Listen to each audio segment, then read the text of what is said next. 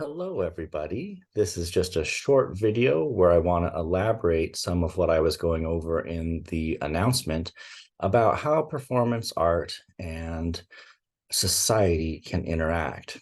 In the announcement, we were talking about three particular ways that viewers can see performance art. They are the dominant position, the negotiated position, and the oppositional position. And I was using the musical Rent from 1996 as an example, where the dominant position was that this is a great musical. Everyone loved it. It was on Broadway. There were lines around the block to get in. So that was the dominant position. My position was different. I had the oppositional position. For me, the musical Rent took aspects of 1990s counterculture and made it into this big commercial event that at the time I did not appreciate.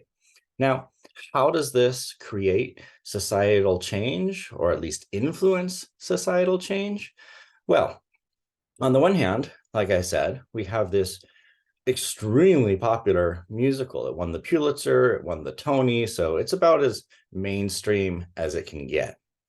On the other hand, my oppositional position was about the counterculture that it represented. And in the 1990s, part of that counterculture was LGBTQ plus characters being portrayed sympathetically, characters with HIV/AIDS being portrayed sympathetically. And in 1996, this was not particularly common on Broadway.